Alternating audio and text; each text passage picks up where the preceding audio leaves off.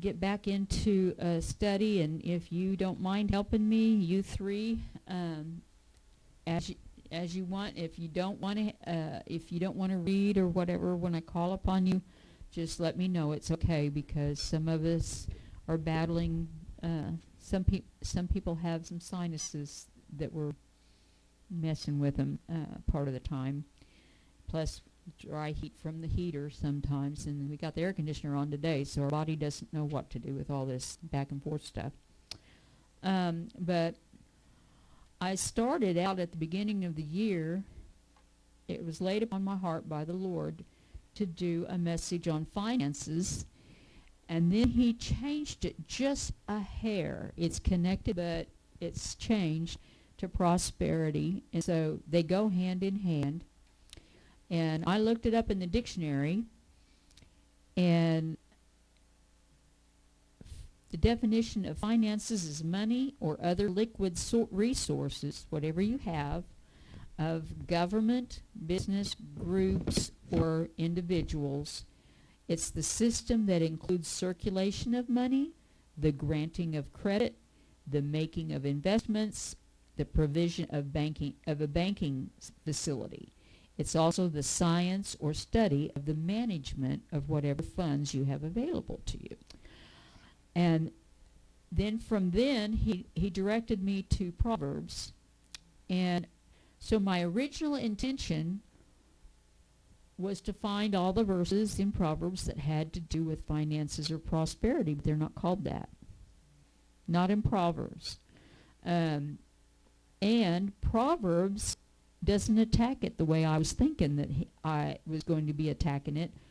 It basically gets to the root of everything, how our attitude and our way of dealing with everything if we want to be prosperous. So we went to prosperity, and in the dictionary it says to achieve economic success is one of them, to become strong and prosperous, flourishing, which can be money-wise or health-wise or situation-wise or whatever, economic well-being, and enjoying a vigorous and healthy growth, being healthy. So, and of course that goes hand in hand too, because it's kind of hard to go out and do your job if you're sick. So, I mean, they're all kind of connected. And then we know that there's lots of repetition in the Bible. Well, there's a lot, even more so, in Proverbs. It's just worded a little different, and it's talking about a little bit different scenario, but it's all about that the foundation of prosperity and the root of success is following the golden rule, do unto others as you would have them do unto you, which is found in the New Testament. And I forgot to look up the reference. But wisdom and integrity and doing things God's way is the bottom line, which goes along with Luke 12:29 through 31, which says, "Seek ye first the kingdom of God, and these things will be added to you." And then he also tells us in 2 Timothy 2:14 and 15 to study to show ourselves approved. And then I've also mentioned how wisdom, a good definition for wisdom, is decisions you make today that you will be happy with later. And so I think we just did 12 and 13, chapters 12 and 13 last week, or last time I was up here. And I didn't write down the date I was here last, but I'd like to start on chapter 14 in Proverbs. Mm-hmm.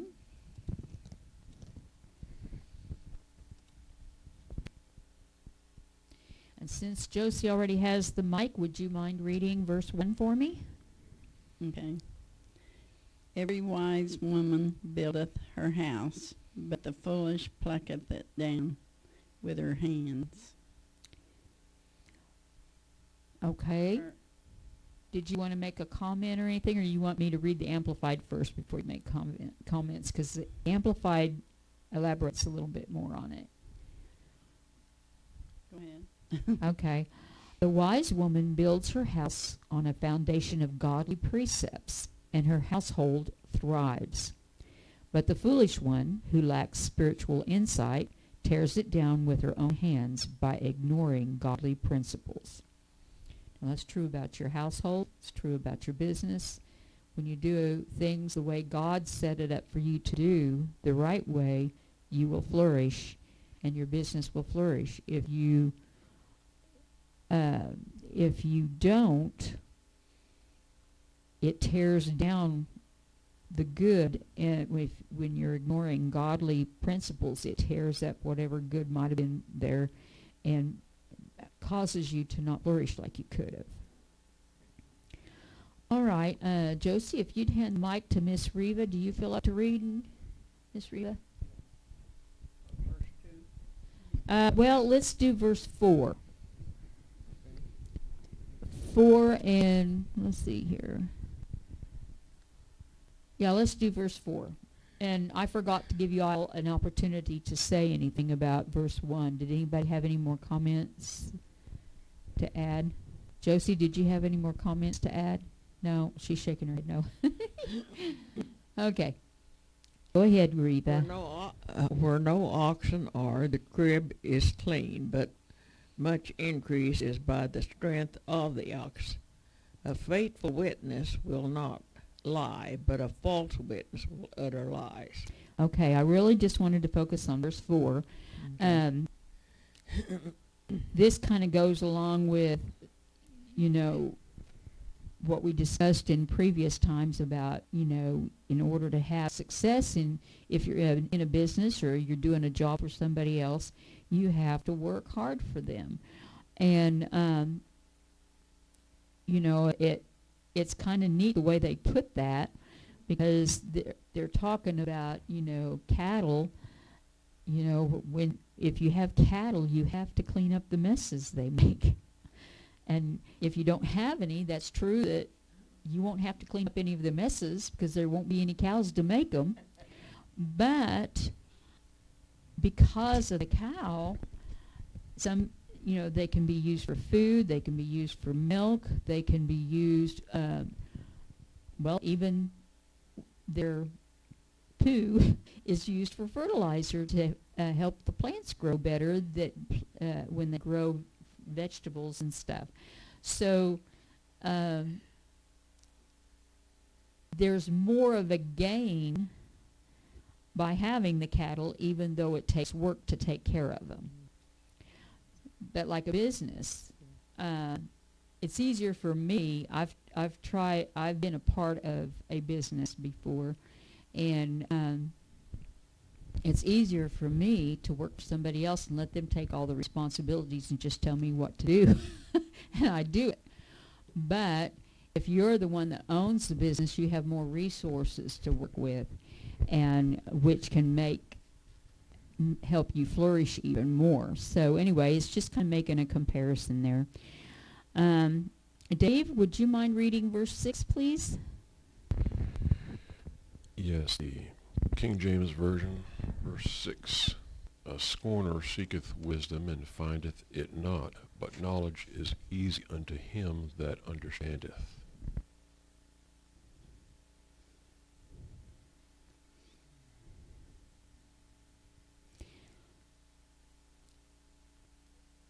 Now, what does that mean to you? Do you get anything out of that one?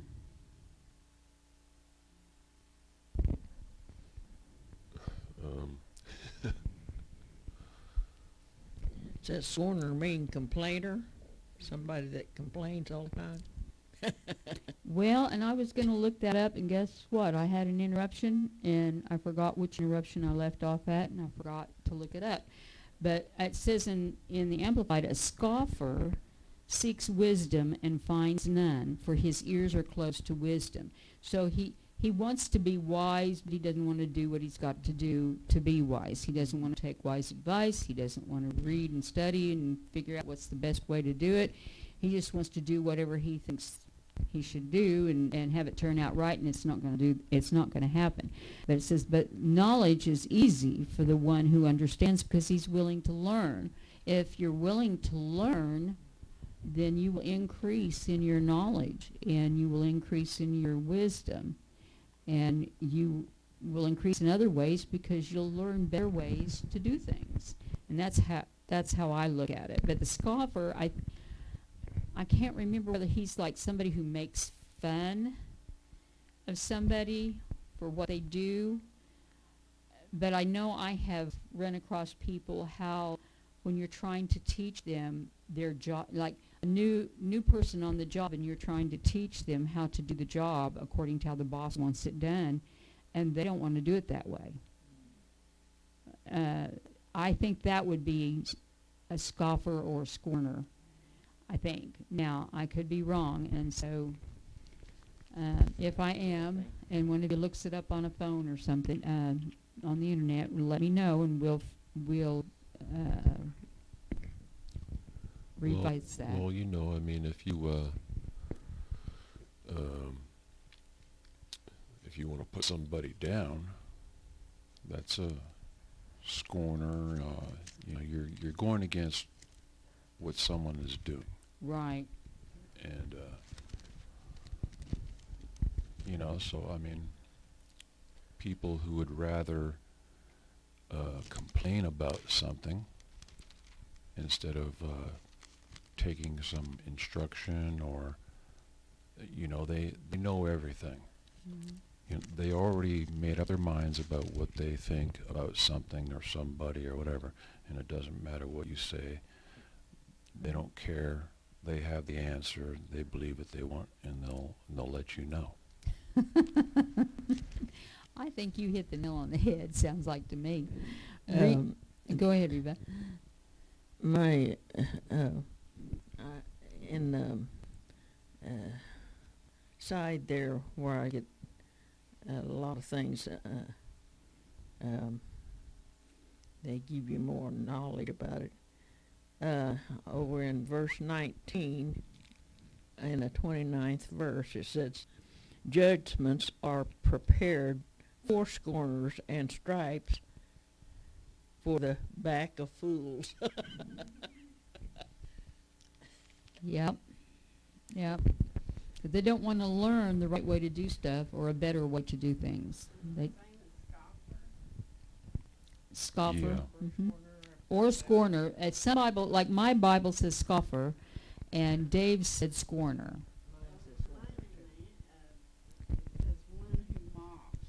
Yeah, one who mocks, right. Here's a sentence.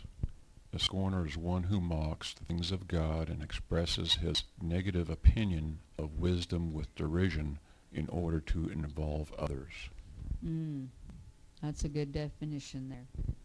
Anyway, we don't want to be like that, so we need God's help to help us be the one who is open to learning what needs to be learned to do the jobs the right way. All right, let's see. Dave, you read that one, right? Yes. Okay. Josie, would you like to read verse 8?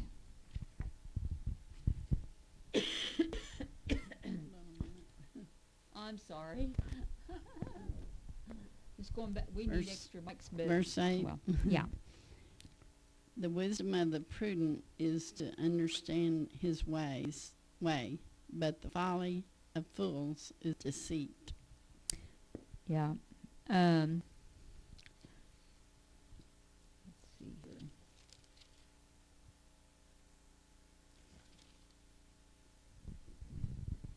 Anybody want to make a comment on that? That's kind of saying a similar thing in a different way. Yeah, I think that's saying it's similar to what we just discussed in verse 6. I have one of those little side notes that I'd like to read. It was written by somebody else. It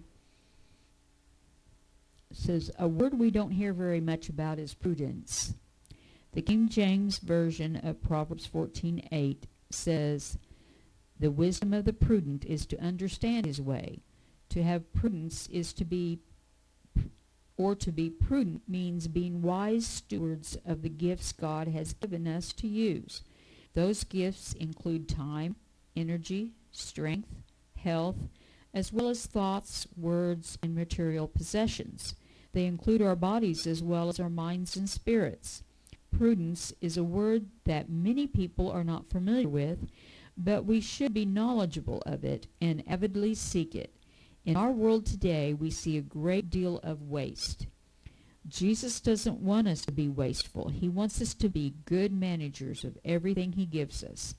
God's giving us increase and promotion is dependent on how well we learn to manage what we already have. Get the mic. There we go. Over in off of prudent there, the wisdom of the prudent, and over at the side it says forethought. Mm-hmm. So Kind of like planning ahead. Yeah, that's good. You might as well keep the mic. I'm going to pick on you next. Unless Josie has another comment she wants to make about what we've read already. No? Okay. How about you, David? Did you have any comments about what we read already? Well, I think I- everybody needs prudence, or Yeah. to know what prudence is, and they don't teach that in state-run public schools. And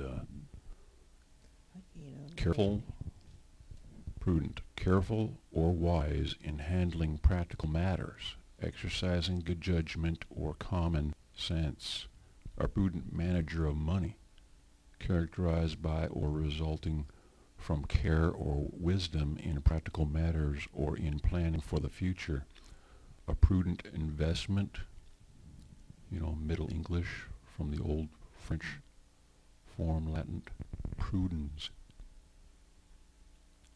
Very good. That was pretty clear. Did you have another comment, Reva? I just like the word forethought. That means you think ahead, right? Right. You plan. You don't just go out and go to the grocery store and just start buying everything you see that you want. Yeah. You plan ahead and you try I to make a usually make a list that will list of be in your budget and in your needs for whatever you're fixing, and you go to the store, and that's the prudent way to do it. The forethought way, planning ahead. Right. Okay. And then Reva, if you wouldn't mind, read verse 9. Okay. Fools make a mock at sin, but among the righteous there is favor. Okay, and the Amplified says, fools mock sin, but sin mocks the fool. It kind of comes back and bites them. But among the upright there is goodwill and favor and blessing of God. Mm-hmm. I mean, all of these are like repeats of what we've been reading about. But Solomon was a wise man, and he knew that if you repeat stuff long enough and in enough different ways, more people will understand and be able to do what God would have them do. And so he says it in all kinds of ways in his book of Proverbs. Dave, will you read verse 11, please? Verse 11, King James Version. The house of wicked shall be overthrown, but the tabernacle of the upright shall flourish. So people that are not doing things God's way may seem to be prosperous for a while, but after a while it won't be such a pretty picture. And the upright, even though he may not, the way they word that is like a house versus tent. So like you may know somebody has a mansion, a real mansion, or a really nice house, but the chances of them eventually not doing so well are high, because if they're not doing things God's way. Now, if they change their ways and start doing it God's way, they may get to keep that house. But, but the tent of the upright will thrive. I've heard even preachers and missionaries that go to other countries. There's people out there that they don't have a house as we know, but they have a home, and they have family, and they have the joy of the Lord. And they are richer in a way that some people who have a lot of material things are not. Now, I'm not saying it's wrong to have the material things, but if you're not managing the material things and the material things are managing you, then you're not going to be a happy person and a joyful person, and you're probably not going to be the best person to be around as far as personality is concerned, because you'll tend to be greedy and so on and so forth. But a lot of those people, even though they're poor, they may not have the best meals in the world, a lot of them have that know the Lord have a joy in spite of their circumstances, because the joy is not based on the circumstances. The joy is based on God, and we all know that. But anyway, I just wanted to say that. Okay.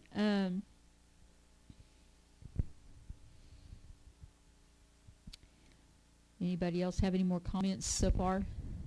Yeah. Okay.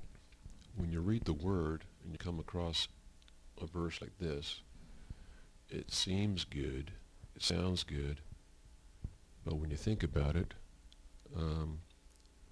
it seems like the wicked keep on doing what they're doing, and you're struggling to do the right thing.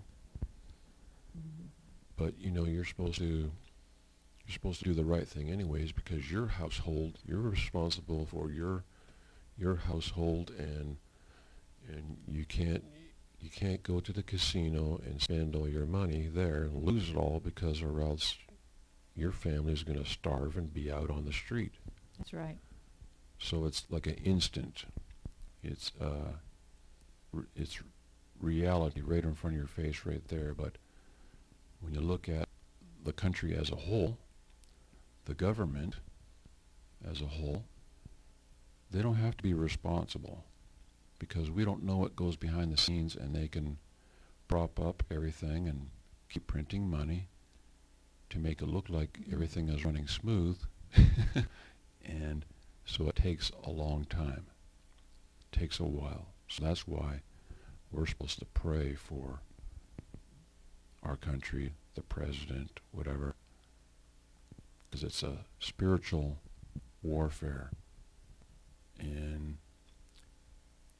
But then our country is supposed to be for Christians who are supposed to be responsible about government also.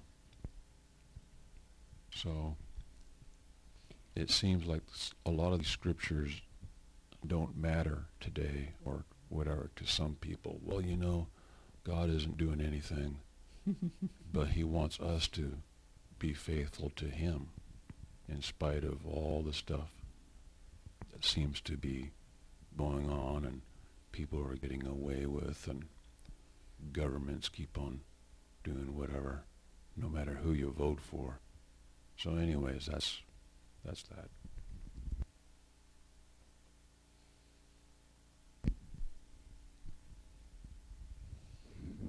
Well, I heard a preacher say on TV that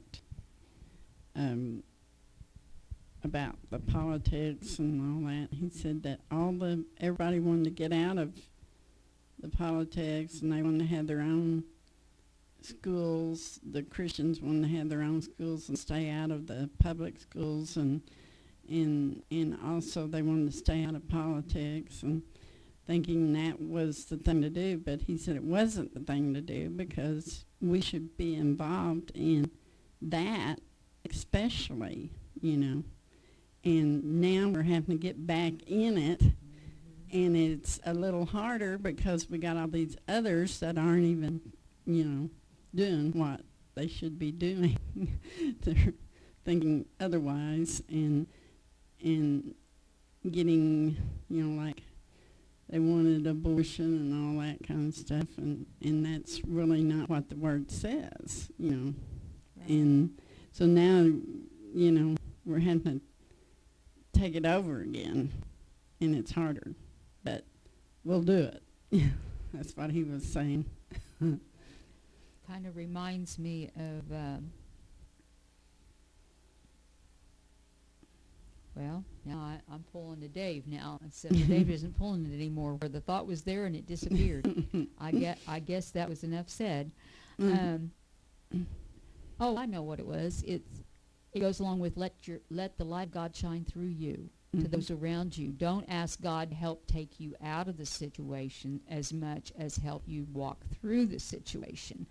It's like I heard a preacher say something to the effect of, instead of griping about how terrible it is at work, if you're still planning on staying there, then let your light shine and be the difference to those around you. If you're the only Christian there, maybe God put you there to be a light, because it's dark all over, and he needs his light put in different places to show forth his light. So even in politics, Yeah. Well, a lot of them, I guess, a lot of them don't even read the word or anything. And if you do have a word, well, I guess you're supposed to speak up and tell them. I don't know. Without being real religious. I was impressed. Stuff. I was impressed, and I wish I could remember exactly, but President Trump had said something that gave me the impression that he has good sound preachers for advisors. He didn't say they were his only advisors, but he said he's got some, and I think all the presidents try to have some kind of a spiritual leader on their advisor team. So it's not just Trump, but and that is to be commendable. But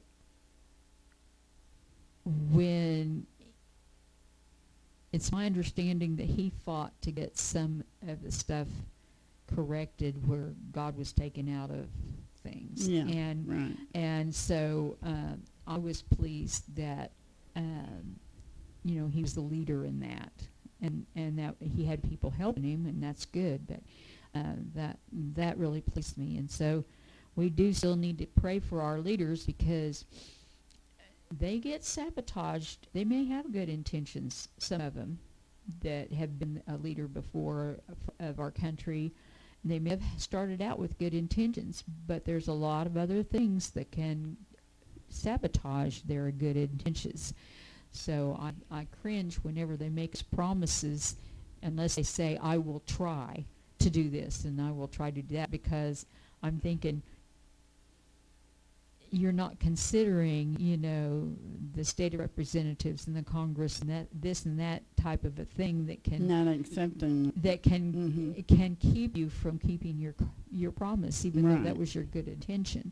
And then it goes, guess who takes the blame for not keeping their promise? The leader. Yeah. So I've got that kind of a thinking. I forgot whose turn it is. Who wants to read? It's mine. I think it's mine. Okay, go ahead and read verse 12. Okay. If you would. There is a way which seemeth right unto a man, but the end thereof are the ways of death. That might be that's kind of what a you were summary talking about. Yeah, that's kind of a summary of this. Yeah, well, I was talking to a girl, and her son is a preacher, a pastor of a church. And she was telling me, well, I don't know who to vote for. I think I'll vote for one of them women and so and so and stuff. And I said, well, I voted for Trump. And and she says, Trump, well, he's a womanizer. I said, where did you get that? Well, he went, he did this, did that. I said, well, so did David in the Bible. Well, not only that, but is he doing it now? I mean, if that was in the past, we're supposed to leave the past in the past. Right, if he's no longer been doing it, he's correct. And that's what I told her. I said, that's when I said, have you known any man that hasn't womanized a little? I said, that's what I told her. It does seem to go along with being a man for the most part. I mean, there might be a few out there. That's right. And I said, he got he got the something about he wanted the prayer in school. He got that back in. Mm-hmm. I said he even said that's what, he declared that he wanted that back in. Right. And so she said he did. I said, you Yeah. didn't hear about that? No. She said, well, I might think about this again. I knew I could talk to her without. I know you're not supposed to talk about politics or religion, but I do sometimes. Yeah, I understand. Anyway. All right, you want to let Reva read verse 15? Say 16 or 15? 15. Okay. Mm-hmm. The simple believeth every word, but the prudent man looketh well to his going. Now, do you want to comment on that? The simple believeth. The simple, I mean, believeth every word, but the prudent man looketh well into his going. In other words, the prudent man, or that was up in this other description of prudent, he had thought it through. Mm-hmm. And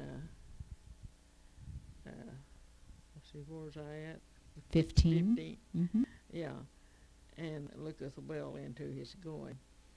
So you can't just, if you're in a good job or doing like you don't like, you better not be making a lot of mistakes, especially if you're building a house or something like that. And I remember one time my husband,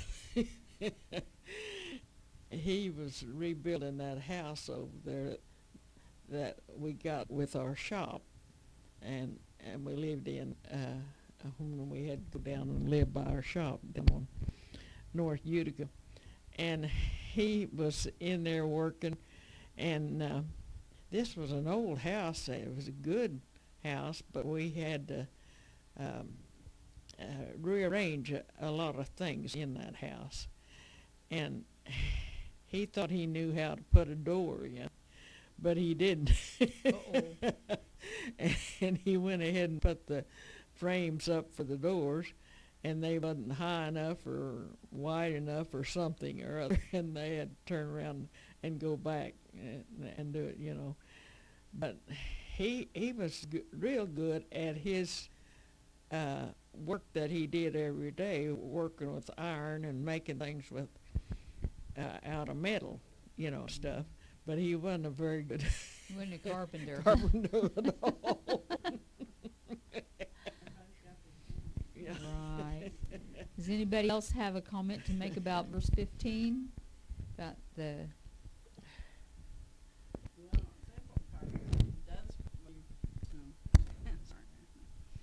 A simple person, that doesn't know, I guess that's what simple is. The Amplified says naive. Naive. Naive, yeah. Anyway, they can believe anything anybody says, I guess, but Kind of like a child or a baby, mhm, Yeah. just take it for They the don't know any word. better. But to be careful is better, to check on it and see, Study And it now out I and guess that's see, prudent, Yeah. prudent person. I've been more naive Me too. in my younger years. Yeah. And now I kind of don't, I don't say that I don't believe them, and I don't say that I do, So I'm kind of in the middle until I know that's the truth. So I don't put all my wholeheartedness in it until I know myself. Right.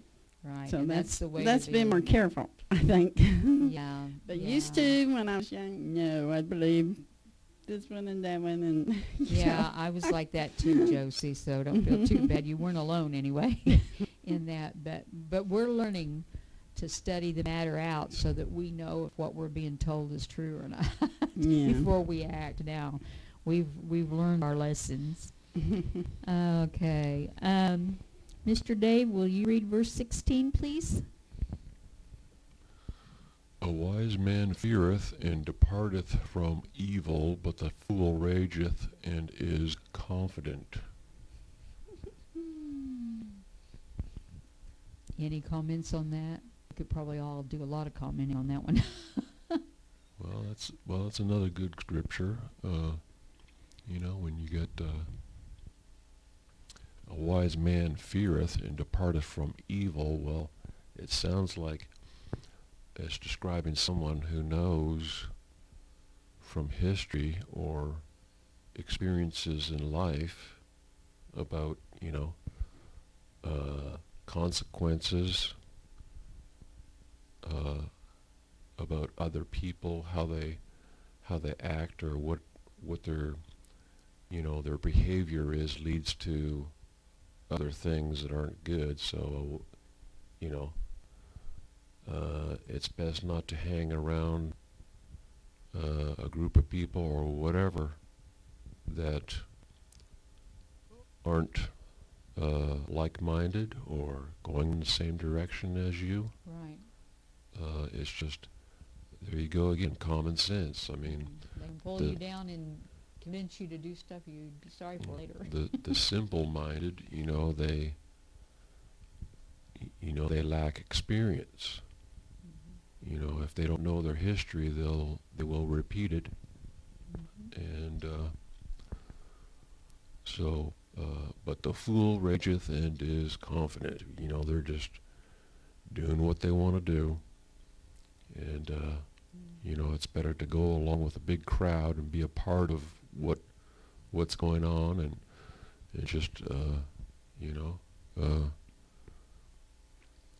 there's no tomorrow, keep going.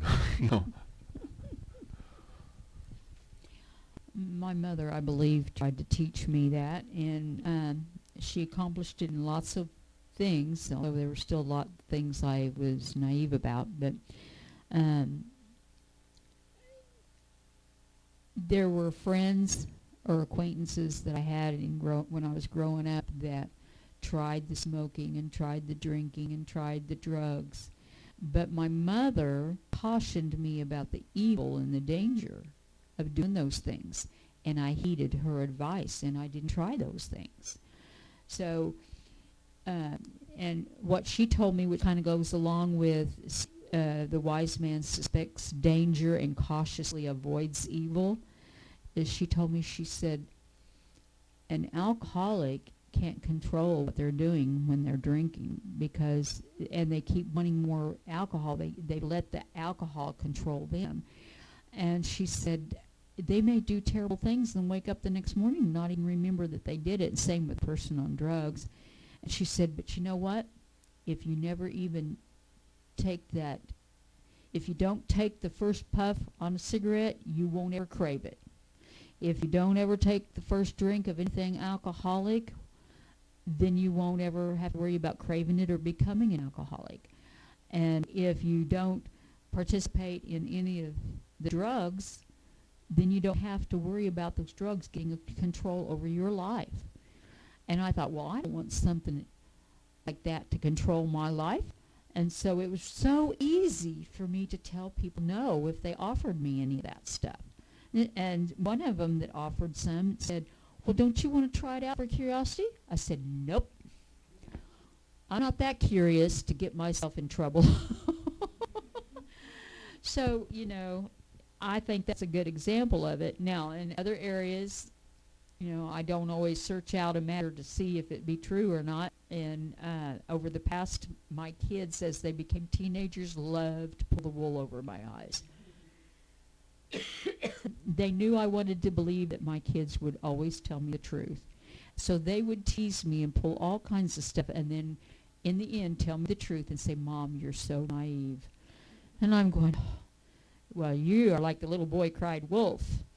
One of these days I'm going to stop believing what you say, and it's going to be the truth this time, and there's going to be problems because I didn't believe you. But it's your fault for setting me up and telling me I'm naive all the time because you keep telling me lies. So, it kind of works both ways. Well, I used to say when I was younger, when people would say stuff, I would always say, why? So, don't stop saying why. Yeah, it's kind of good to know the whys and the wheres and the whats. Let's see, Josie, is it your turn again? Okay, would you read verse 23? We're just about to the end of the verses I want to read. I think we'll be out of here by pretty close to 9 or a little bit after 9. In all labor there is profit, but the talk of the lips tendeth only to penury, or whatever, penury. And What is that? Amplify says poverty. Oh, So, penury. so if you're just talking about it, but you're not doing what needs to be done to get the job done, there's not going to be any profit in it. A good example would be me when my kids were little. I knew I should exercise, but after chasing the kids around all day trying to, you know what it's like taking care of kids.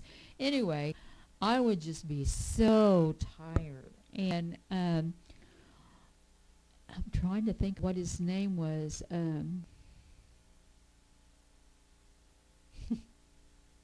wasn't Jack LaLanne. There was another guy, kind of a funny little fella that had an exercise program on TV, and he would say such positive things that would encourage me. At that time, I was married to a mentally abusive man, and this guy would make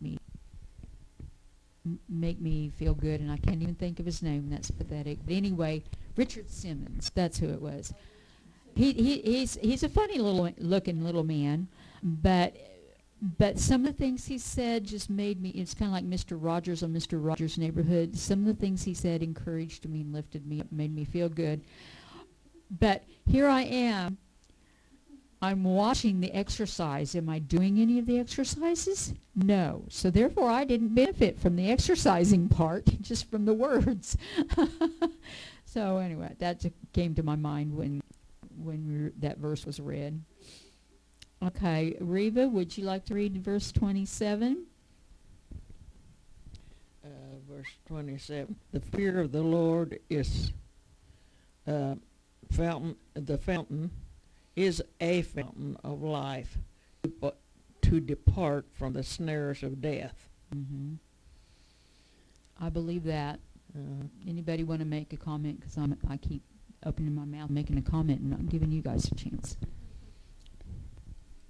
Yeah, I hear the fear of the Lord is not used here in America, but it's used in other countries, especially Africa, for some reason. The fear of the Lord is like a saying, and it doesn't mean to be afraid of God because, if you do the wrong thing, lightning is going to strike or something like this. It should be more like you should respect God's ways. Yes. Don't just take things lightly.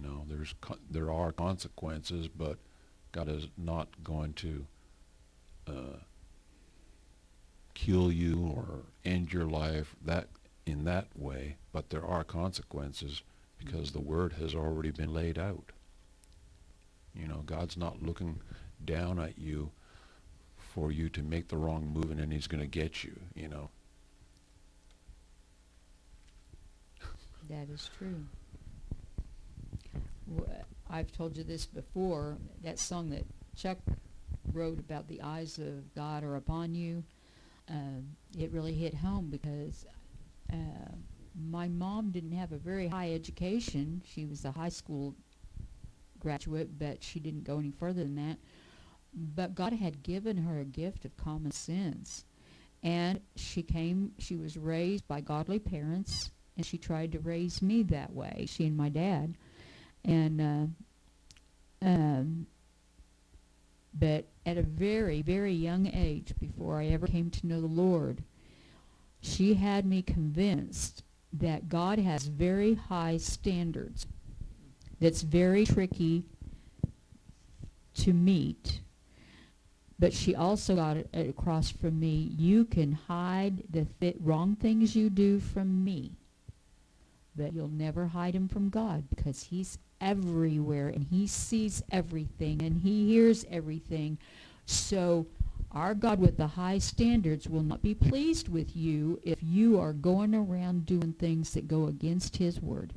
And she, she had me convinced. If I go in the closet and shut the door, he knows what I'm doing in that closet. If I'm just sitting there being quiet or praying, or if I'm getting into trouble, he knows. She may not know, but he knows. He even knows the wrong things and the right things that go through my thoughts in my mind. And that kept me out of a lot of trouble that some of my friends got into, because I'd say, oh, well, nobody will know. Yeah, they will. God's watching. I'm not going to do it. Not going to do it.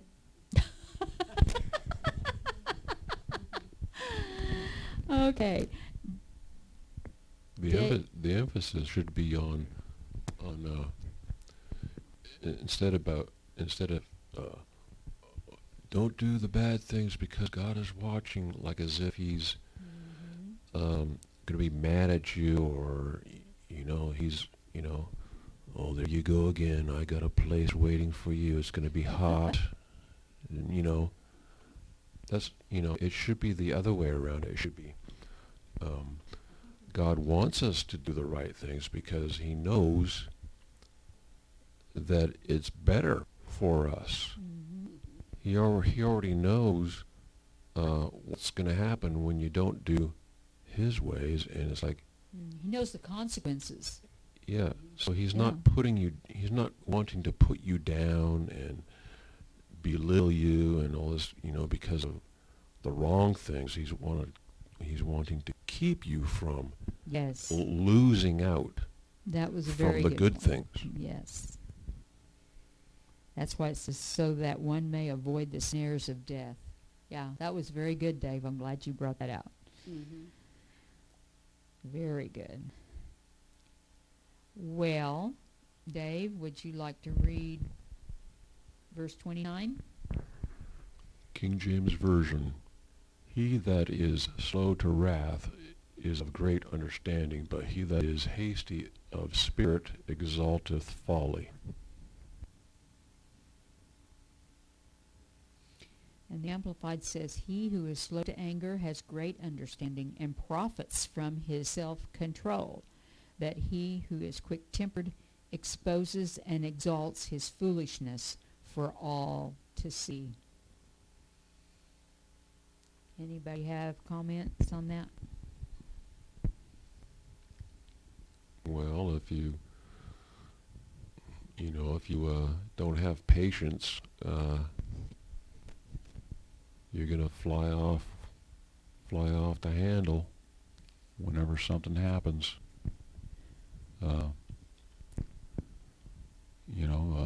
Slow to wrath. It's better to not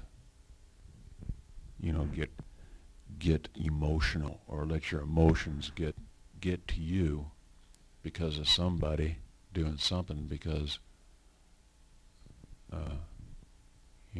we already are supposed to know that other people are not able to control their emotions, for whatever reason, and we're not supposed to be easily moved by other people doing stuff or saying stuff. We're supposed to be, hey,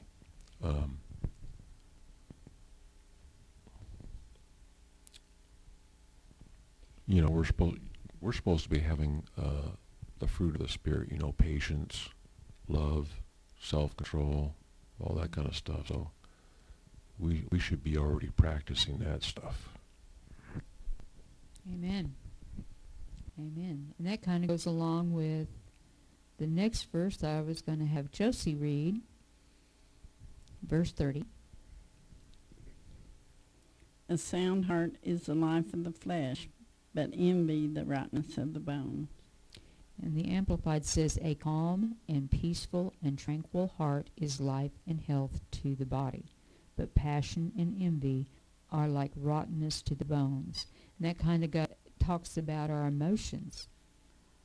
You know, I've known people that the least little thing happens and they stress out and they're just to an extreme, and it affects them physically to where they're sick afterwards. They're so stressed, and it might not have really been anything to be of much concern, but because they let their emotions get the best of them, it caused them problems.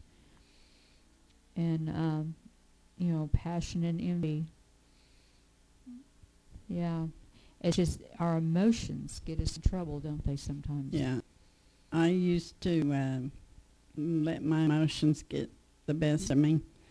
And I finally, after reading the Bible several times through, I finally said, Lord, you just take that away from me, the feeling that I have, and just heal my heart. And I have that way I get a better attitude. That's a good thing. Yes. Reva, did you have a comment to make, or you want to just go ahead and read the next one? The next one being verse 34 is what I'm wanting last. Righteousness exalteth a nation, but sin is a reproach to any people. All right. And righteousness, or moral and spiritual integrity and virtuous character, whether you're talking about a nation like the United States, or whether you're talking about a group of people that's a part of a business, or whether you're talking about a nationality, when a group is known to be, for the most part, as much as possible, righteous and moral and full of integrity and virtue, it's a glory and honor unto God when they're that way, when they're following God's rules, because people will respect them and know that they can be counted on. And even in our own families, if you have somebody who was like a little neighbor boy I had once upon a time, he was out in the yard playing, and he threw the ball a little too hard in the wrong direction, and it broke a window out of my garage door. And he came and he knocked on, he was probably about 8 or 9, and he knocked on the door, on my front door, and confessed it to me. Well, he knew he would probably be in trouble. I mean, his parents didn't tell him to do it. He did it of his own free will, and it caused me to have respect because he admitted what he had done wrong. He didn't do it on purpose, but even if he had, admitting it, that he did what he did, caused me to respect him. So he could come and tell me stuff, and I'd believe him because he told me even though he could have gotten in trouble, and I said, you know, I let him off the hook. I didn't get mad at him or anything. I just told him, I said, well, I appreciate the fact that you confessed and you let me know. And I think we found the ball in the garage and got it back to him. But he wasn't asking for the ball back. He was just, he said, well, I could pay for that window, and I really don't remember if I took any money from him or not. I don't remember him bringing money over, but it meant a lot to me that he was offering to do right. And so when we have people that we know that treat us right, but if they treat us wrong, they come and apologize to us, it increases our respect for them, and we value what they say and what they think even more so. So I just thought that was interesting. Are there any more comments on that? Because that's the last verse I was going to have us read. I just want to say that I heard on the news this week that somebody stole the safe out of a church over in Claremore. and took all the money and all the money that was in there, and about $2,500. Did I say? I don't know. But it was the tithes that people had left at the service, and somebody comes in there and steals it after after Sunday, and then this afternoon, then I saw where a lot of the churches has these school buses that they go and pick up kids and bring them to church in and stuff like that. Well, I don't remember where this happened. I think it was in the Tulsa area somewhere. It might have been in Tulsa. But anyway, all the glasses had been broke out of that bus. The windows had been broke out of that bus just to get back at, because it was being used for the church, I guess. And where I hear there's a lot of people in there now that they're not wanting our nation to remain a godly nation. Right. And they're getting out and they're doing stuff like that just to get back at, I don't know. Yeah. And just try to discourage them. make trouble. And then Robertson Glass said that they would fix it all for nothing. Isn't So that that got blessing? whoever You know what? did it, I hope they heard that. Yeah, their business will be increased as a result of it.